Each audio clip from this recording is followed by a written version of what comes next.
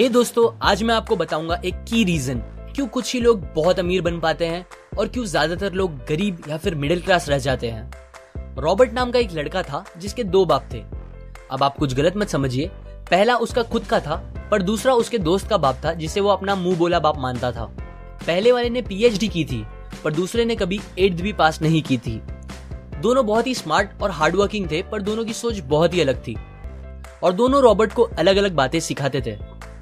पहला बाप बोलता था कि पैसा सारे फसाद की जड़ है, पर दूसरा बोलता था कि पैसा ना होना सारे फसाद की जड़ है। पहला रॉबर्ट को हमेशा महंगी चीजों के बारे में सोचने से मना करता था और कहता था कि वो हमारी हैसियत के बाहर है। दूसरा उसे कहता था कि वो सोचे और अलग अलग रास्ते ढूंढे जिससे वो सारी महंगी चीजें खरीद सके। ये करने से उसका दिमाग तेज होगा और नए आइडियाज भी मिलेंगे। पहला उसे कहता खूब मेहनत कर, अच्छे से पढ़ लिख ताकि तुझे बड़ी कंपनी में नौकरी लगे और तू बड़ा इंसान बन पाए। दूसरा कहता था तू खूब पढ़ मेहनत कर पर खुद की कंपनी खोल ताकि तू खूब सारी नौकरियां लोगों को दे पाए। रॉबर्ट के पास एक एडवांटेज था, उसने अपने दोनों बापों को अपनी अलग अलग सोच के साथ बढ़ते और उनकी तरक्की देखी।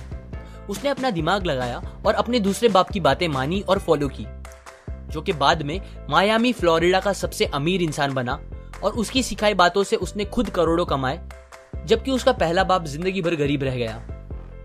सबसे इंपॉर्टेंट बातों में से एक बात जो रॉबर्ट ने अपने अमीर बाप से सीखी वो थी फाइनेंशियल लिटरेसी, जिसका मतलब है एसेट्स और लायबिलिटीज के बीच का डिफरेंस जानना। अब आप गौर से सुनिए, ये नॉर्मल कॉमर्स में सिखाए गए मीनिंग से थोड़ा अलग है। रॉबर्ट ने काफी इजी शब्दों में उसका मीनिंग बताया है, जो कि कुछ ऐसा है।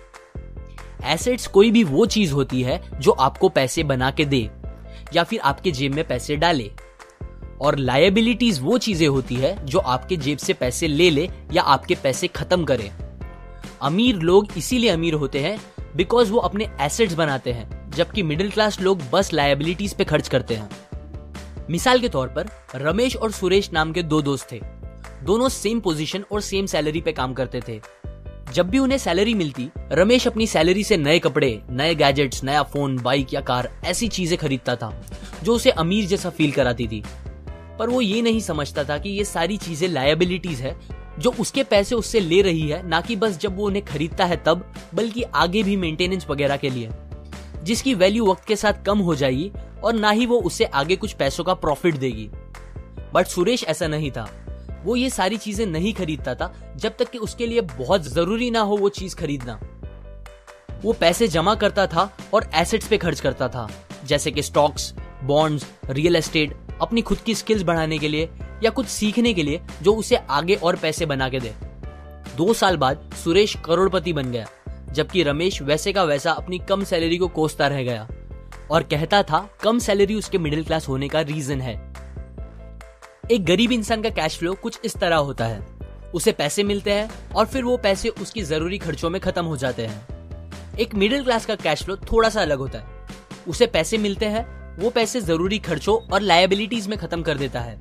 इसीलिए मिडिल क्लास और गरीब में ज्यादा फर्क नहीं है।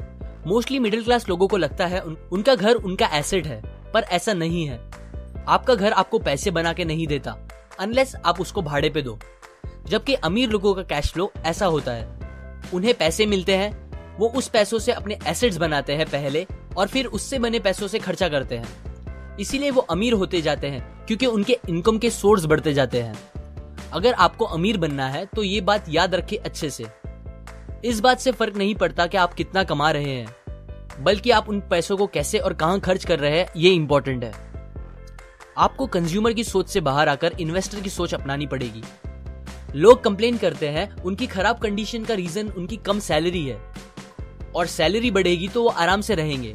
पर प्रॉब्लम ये है कि इनकम बढ़ने के बाद लोगों के खर्चे ज्यादा बढ़ जाते हैं, क्योंकि ज्यादा पैसे ज्यादा अच्छी चीजें खरीदने पे मजबूर करता है, जैसे कि एक बेहतर फोन, कार, घर, जो कि सब फिर से बस लायबिलिटीज है जो आपको कभी अमीर बनने नहीं देगी। ये बातें मैंने रॉबर्ट कियोसाकी की book rich dad poor dad से पढ़ी है, जो वो पहली बुक थी जिसने मेरी सोच चेंज की और बेहतर बनाई।